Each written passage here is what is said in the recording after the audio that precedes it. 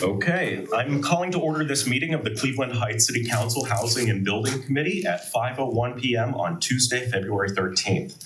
Clerk will now call the roll. Larson. I'm here. Petrus. Here. Maddox. Here. Great, thank you, Addie. And Councilman Maddox is juggling a number of different things right now. So Councilman, I'd just like to thank you for making an extra effort to join us today. Thank you. And if it's okay with everyone. Looking forward to the housing meeting today. Great. So if it's okay with everyone, it's a small group, but let's make a round of introductions. So maybe say your name and your street or neighborhood. So I'll start. My name is Jim Petrus, and I live on Lennox Road in our Cedar Fairmount neighborhood. My name's Addie Ballister, and I live on Delwood Road in our Cedar Lee neighborhood. My name is Gail Larson, and I live on Monte Vista in the Noble Elementary neighborhood. My name is Hillary Schuckler, and I'm the Revitalization Director for Future Heights, and we are located in the Coventry Peace Campus. And I'm Helen Hertz, and I live on East Fairfax, and I'm in the Cedar Lee neighborhood. And Anthony. Your turn, Anthony. Hey, and I'm Anthony Maddox. I live on Scarborough, and I am in what we call the Euclid Golf neighborhood or Fairmount Cedar, depending on who you're talking to. Great. So we have a few things on today's agenda, but if we wrap up before the end of the hour, which I'm sure that we will, people are welcome to, make any make any comments or ask any questions, and I'd be happy to stay after if anyone has anything more to talk about. So first on our agenda is an update from the Housing Department. So it looks like someone from the department was not able to join us today, but I will follow up with them in hopes that they could join us next month. So this committee last met at the beginning of November, and so I hope that they would be able to join us and share a basic overview of some of the things that they've been working on over the last few months, just so that we could be looped in there. So the next thing on our agenda is discussion of a survey. So I just want to today share an overview of what I am envisioning for this survey and talk through questions with you all about what should be included on this survey. Also, I sat down with Director Hannah, the Director of Law, to talk about this survey. One of the important takeaways from that conversation is that Director Hannah would like for our committee to authorize the creation of the survey. So if we can reach a consensus today in the committee on the questions that we'd like to have included on the survey, I'd like to vote on authorizing the survey so that Director Thomas can proceed with drafting the survey and sharing it with us. So before I get into, I guess, the purpose that I see for this survey, are there any questions from anyone as of now? Okay, so as I see it, the purpose of this survey is to create an easy opportunity for residents to provide housing-related comments to this committee. And this committee can then use whatever is submitted as one of many things to prioritize the committee's work. So while that's a high-level overview of what I see this survey trying to accomplish, I think it's important to note what this survey is not. So this survey is not intended to be a place where people would submit issues. We will include in the introductory paragraph directions for people so that if they have like a housing concern or if they're trying to raise an issue, that they should go to the Mayor's Action Center or wherever else the administration would like for those folks to go. So that is an overview of the purpose. Are there any questions from anyone about that? Or any comments? Councilwoman Larson or Councilman Maddox? No comments on my end. Just looking forward to it. This is great. Okay. So with regard to the questions that would be included, I would like for, if it's possible, for it to be shorter than longer. I don't want I want this to be an easy way for people to be able to provide feedback. And so if we have, a survey that is 4 or 5 pages long, we might be able to get some really detailed data. but I don't want someone to become discouraged whenever they're filling it out. And so if it's possible for us to limit this to like one page and really try to settle on what we feel is the most important information to collect from folks, I think that that would be great. So in thinking through this, what comes to mind for me is providing an opportunity for people to specify their contact information. I'd like to say that those fields, I would like to, maybe with the exception of like a city field, I would like for those to be optional.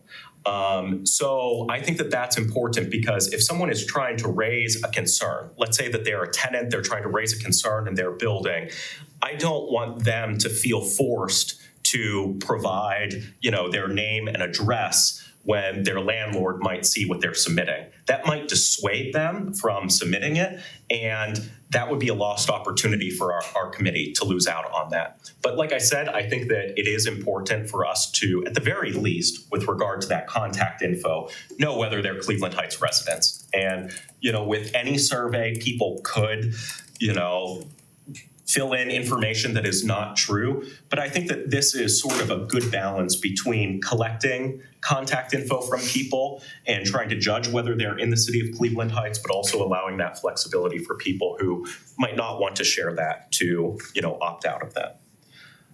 In addition to the contact info, I think that it would be fine if we included a number of questions like whether a person is a renter or a homeowner, maybe how many years the individual has lived in Cleveland Heights. But those are just a couple of the other questions that I envision before including like a free response field where people could choose to share whatever information they feel is important. So, if someone has a really short comment, they can make that in there. If they have something longer that they could share, they could include that in there. It's really up to them to decide for themselves what they feel is important to include there. So I guess having heard that sort of vision, and while that's what I have sort of thought through, I want to hear what Councilwoman Larson and Councilman Maddox, you think, whether there are other things that you think should be included.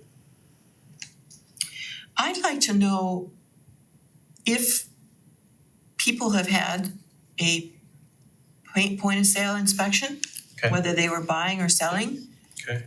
what that experience was like. Okay, if you've had a point of sale inspection, Yes. please let us know what that experience was like. Yeah. Okay. I don't know if you want to ask if it was done by Safe Build or the city, but As the year. Of the inspection. Okay.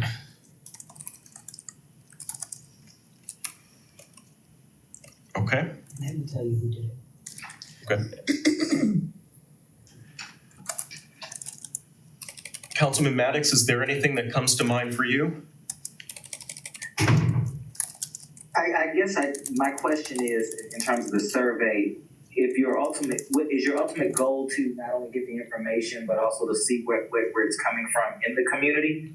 I didn't know if demographics was of interest or if just we're fact gathering right now. Yeah, are there, so in addition to the contact fields, are there specific demographic fields that you think we should include in it? No, I was just asking if that was the direction. I didn't know if that was part of the information that you were interested in capturing or not. If the neighborhoods the information is coming from, those surveys are coming from, if that mattered, or if you just wanted to have information from the entire city to kind of sit through that way. I didn't know how much we wanted to drill down into that info, the data. That sounds good to me. You could ask neighborhood, like just general neighborhood, Okay. so you don't have to get.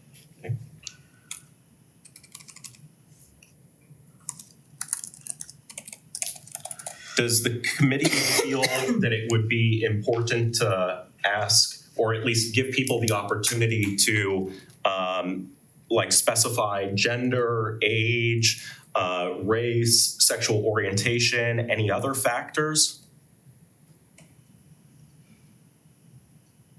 If we do include that, I think that I would be partial to having those optional as well. I would agree with that. I think gets back to the question of what information are you looking for? And if you've got a neighborhood selected as a demographic, will tell us a lot Mhm. without having, because you keep adding more questions and then it gets longer. Right. And so, although I think we probably should include it just because we try to treat people make sure everybody's getting a chance to fill it in. So I don't know if that would yield any information you want or not. Yeah, I think You I use it. could go either way here. I don't have a strong preference, so I do see like scenarios where it could be valuable to us to know. Maybe it's the case that we get the survey responses, and if we don't ask those questions, maybe we think that maybe it's the case that we think that they're representative of the city. But if we do ask those demographic questions, then maybe it's a case that we learned that, they were almost exclusively submitted by people who identify as being male. And so that's one potential benefit of including that. But like I said, I don't have a strong preference here. Just like to note that the mayor and Assistant Director Butler have joined our meeting, and so you two are welcome to join us at the table if you'd like. Well, I was just observing and just happened to come up with Assistant Director Butler. I know that the Assistant Director was on the agenda, right? So I'm not getting in the way of that if you'd like to. Yeah, if I have a couple of questions, I do have a hard stop. Okay, if we could, so we are talking about the proposed survey right now. So if we could just wrap this up in maybe 2 or 3 more minutes, would that be okay if we then go over to the housing department's update? What were your questions that you had in mind to ask? So when I initially thought through it, I, in my mind, did not include those specific demographic questions, but like I said, I certainly see how that might be valuable. And so if the committee felt that it would be important to include those, then by all means, I'd be happy to. I guess I am looking to you and Councilman Maddox to see if either of you happen to have a strong preference. I don't. And maybe it's the case that we could include them in the draft, and if we decide later that we feel that it's not important, then we could remove them before it's distributed. So you're looking at a survey that has the contact information and demographics, if we choose to put it on there, asking if they rent or own, length of residence in Cleveland Heights, and then a comment section, and is that Correct. the end? Yes. So it is really short then. Yeah. Again, I really want to make this an easy opportunity for people to provide feedback, and I would really hate for someone who has something that they really want to share from being dissuaded by the length. Yeah. How are you going to plan to distribute this? So firstly, one of the things that I learned during my conversation with Director Hanna is that this needs to be distributed through a city managed system. So I first sat down and talked with Addie, and she suggested that I talk with Director Thomas. So I reached out to him, and he is trying to learn more about our different options right now. But I am envisioning once they're able to draft something up and this committee is comfortable with what's been drafted, I'm envisioning one, I'd like to talk with Director Thomas and learn what ways he could, envision this being distributed. But also, I think that we could include something in the Observer. I know, Councilwoman Larson, one of the things that you have talked about over time is the importance to reach people who may not have internet access. And so I think that by including, maybe a letter to the editor, jointly written by this committee, talking about this survey, that could be one option. And maybe if each of us are willing to, through our own individual channels, through our individual email lists or social media pages, promote that could be another channel. Sure.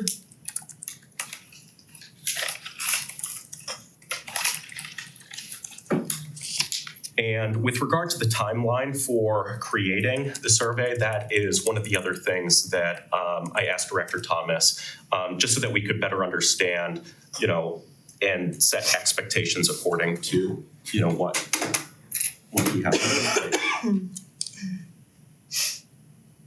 So I guess, am I hearing that we are comfortable with questions, again, that would be optional related to contact information and demographics, asking whether someone is a renter or an owner, the number of years that they've lived in Cleveland Heights, if they've had a point of sale inspection, and if they did, what that experience was like, and an open-ended free response field where they could share whatever they would like. Sounds good. I'm fine with that. Okay, so if it's okay, like I said, Director Hanna asked that the committee vote to authorize the creation of it. So if everyone is comfortable, I'd like to make a motion for that. And then I could let Director Thomas know. And after they have had a chance to draft it up, Addie can share it with folks so that we can make sure that what he drafts up is in line with what we discussed. I'll Mr. second. Chairman, I'm sorry? Mr. Chairman, Yes. I can participate, but I can't vote. Yes. Online. Okay, so I would like to make a motion to authorize the creation of a housing-related survey. I'll second the motion. Thank you. Petrus, Aye. Larson. Aye. There we go. Great. Okay, so thank you so much. So now that Director Butler has joined us, I will turn it over to him to share anything that he'd like with the committee. So thank you so much for taking time to join us. I appreciate it. Congratulations again Thank you. on your election. So the agenda was basically kind of what's been happening new for the property investigation and the housing department. So new things on our agenda. We started our Western Reserve Land Conservancy survey this week. We had some training. Last week we hired 6 staff members to perform that study. Mayor was instrumental in getting the funding for it and pushing this on, basically to give us a baseline of what the property inventory condition is. It's independent people we've trained to look at, evaluate properties. They started yesterday and today up on the, I think, Runnymede area. So that section. This year, every year we do an owner-occupied inspection of a different neighborhood. So this year, the area is going to be basically north of Mayfield between Noble and Taylor Road. So that's the 5-year owner-occupied inspection area. We're currently working on a grant that we received through ARPA, through the state, to help with lead remediation and lead clearances for the new ordinance we passed. As a result of passing that ordinance, we did get additional funding from the state and the county. So we're trying to work out those property regulations through our new software, CitizenServe, and then how we're going to incentivize owners to reimburse them for clearances that they do obtain for the rental registrations. We had a meeting with some contractors today, and I think we got a pretty decent handle on how we're going to do it. Just figuring out the weeds of it. So that's kind of the new stuff. I wanted to touch base with you possibly Tuesday to come through and give you a little orientation of the processes that we do. So I'll shoot out a time for the Tuesday meeting, if that's okay. Great. Okay. Councilwoman Larson? Chairman Petrus, question for you just to think about. We also, council approved $1 million from the ARPA funds for the lead program, lead safety. So you have that pot of money as well. Okay. So right now, we still have some grant money through the Cuyahoga County through HUD. And in that process, we remediate lead hazards in properties where income qualified tenants are living, or owners. So basically, we replace windows, we paint the house, any issues that we have with lead abatement. And that's a program we already have running. Instead of creating something new, I'd like to, just fund something that we have. Through those programs and through the more grants we get, we have a tendency to relinquish some of the owner match that's required for some of them to make it easier on bigger projects. And so I think the programs that we have, we can just expand those and get a bigger outreaching of qualified applicants. The income qualification sometimes presents a problem with some people. So some of the additional money that we got through the county and some ARPA coming up, we can really target those people who are, on the cusp of not being able to take care of their lead issues. I do have one more question. Of course. Thank you. Are you incorporating the lead safe inspections into, like, the area that you defined is going to be the exterior inspections this year? So are you doing that along with that particular program, or are you doing it in a separate inspection? So the lead ordinance only refers to rental properties, right? When we do Your our, owner occupied. yeah, so when we do the owner occupied, we identify those issues that are paint related, Okay. right? And typically that's where you got the issues with the lead hazards, Right. lead-based paint.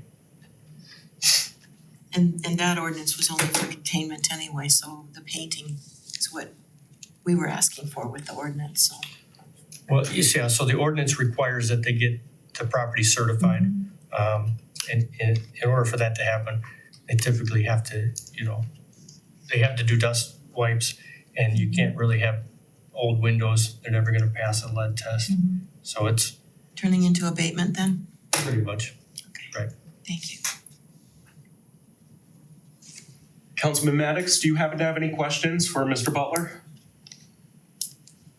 None at all, but it's good to see you, Mr. Butler. Or Director you. Butler, I apologize. Good to be seen. Better than viewed. Well, thank you so much for joining us. Really appreciate it. I think that we worked through our agenda pretty quickly today. So just as a reminder, this committee will meet at 5 p.m. on the second Tuesday of the month. So that means that our next meeting is at 5 p.m. on Tuesday, March 12th. And in advance of that meeting, I'd like to ask the committee members to familiarize themselves with two different things that the clerk will distribute. So firstly, a handful of years ago, the city engaged a consulting firm out of Cincinnati to identify opportunities for operational improvement. This report, the Novak report, listed maybe about 20 housing-related items. So I'd like for folks just to read through them and to familiarize themselves with them. And secondly, as some folks may have heard, the city of Cleveland recently adopted a number of housing-related changes. So I'd like for us to take a look at those as well. And maybe during our next meeting, if Mr. Butler or Director Zampa might be available, they could join us and share whether they feel that any of those changes made in the city of Cleveland should be made here in Cleveland Heights as well. So like I said, the clerk will distribute those after this meeting. So Mr. those, Chairman? yes, of course. Just an aside, we've actually discussed the Novak report, so there's some information we need to review because the staff has already updated the housing department previously on some of those changes and updates. Director Butler did a pretty extensive job with us in terms of the conversation on the impact that was made last year, so we may have to revisit that for some of those notes in terms of that conversation. I just wanted to make sure that you were aware of that. Okay, thank you. Yeah, I appreciate that. So I will try to take a look back at housing meetings from last year, watch the recording and learn what he shared then. And then, maybe at the next meeting, Assistant Director Butler could share an update on anything else that's been made since then. But thank you for sharing that, Councilman Maddox. So that is the end. Oh, yes, Councilwoman Larson. You're saying the next meeting's on March 12th? Yes, Tuesday, March 12th. I will be in DC, Okay, so part of your quorum is not gonna be here, okay. just to let you know. Councilman Maddox, do you think that time might work for you, or should we, for our March meeting, look at a different date and time to make sure that we have quorum? It should, but I'll double check with the staff in the morning just to make sure Okay. for the calendar, but I had them check what we've had so far, and I believe we should be okay. Okay, and if it doesn't, we could easily identify a different date and time. Thank you. Not a problem. Okay, so that is all that I have. And like I said at the beginning of the meeting, if there is time left over at the end, folks are welcome to make any comments or ask any questions that they might have. So, Helen, Hillary, is there anything that you'd like to comment on or ask about since you took time to join the meeting? Well, I want to tell you that the ACAR, the Akron Cleveland Association of Realtors, Yep. is following all that legislation that's going on in proposed legislation in Cleveland. Okay. And they've done a lot of homework on it.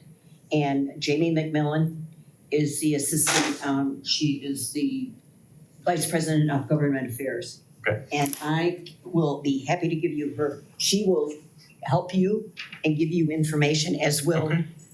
the realtor organizations all the way up from the state to NAR. Great, If thank you you. need that kind of help. So Okay. I want to make sure you have that as a resource because they've done a lot of the research and have raised the questions. And I know you'll find it interesting Okay, great, and thorough. thank you. Okay, so And most importantly, Mr. Mayor, again, thank you so much for joining us. Is there anything that you would like to share with the committee or anything that you would like to ask about? No, absolutely. I like I said, I'm just here to observe. It's a new term. Thank you. Figured I'd come take a look. Okay, so I guess with that, our meeting is adjourned.